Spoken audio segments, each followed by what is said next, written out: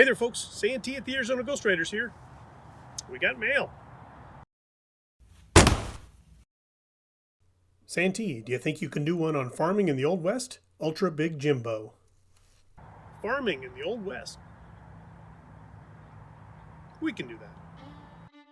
With Thanksgiving right around the corner, what a good time to talk about agriculture in the Old West.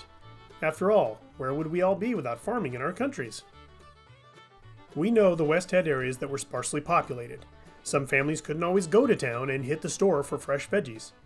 Mainly, you had to raise them yourself. Perhaps that's how you made a living. Enter the ever-important farmer. Many settlers who claimed homesteads brought along precious vegetable seeds on their trek west. These were terrifically important to the growth of America. Turnips, wheat, beans, potatoes, beets, carrots, tomatoes, assorted melons, etc., etc., etc. They were all brought to the wild frontier.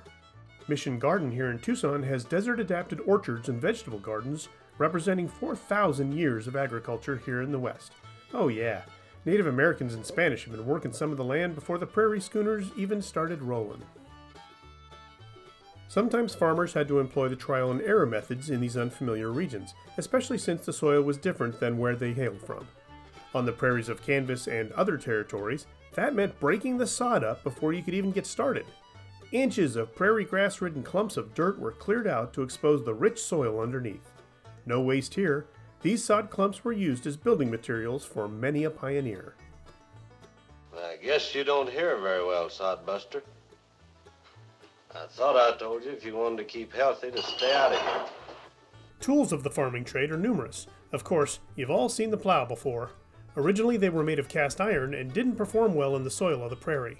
A blacksmith named John Deere changed all that in the 1830s by making it out of steel, which did a much better job. By 1849 he was manufacturing 2,000 plows a year. Harrows were designed to stir up and smooth the soil left by the plow's handiwork.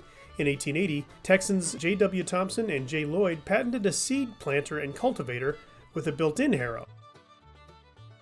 Of course, every farmer needed a stout team of horses or mules to pull these implements.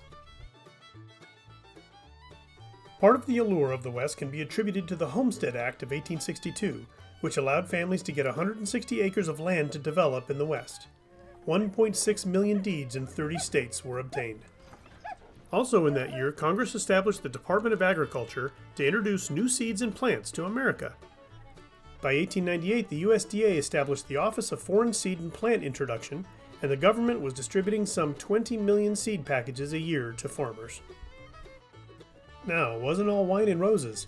There are plenty of obstacles that get in the way of success. Hordes of locusts might devour your crop, a hailstorm might flatten it, or a prairie fire might destroy everything in its path.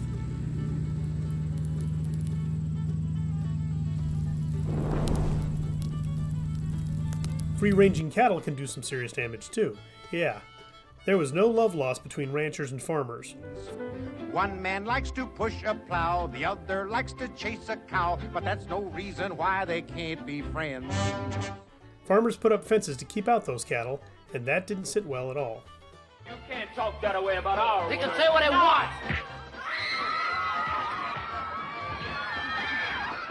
This is stupid. Now, I realize I just touched on this subject, and plan to do more in the future. So this Thursday, while you're giving thanks, include our Old Westians for their part in the success of today's American agriculture. From our home to yours, have a happy Thanksgiving.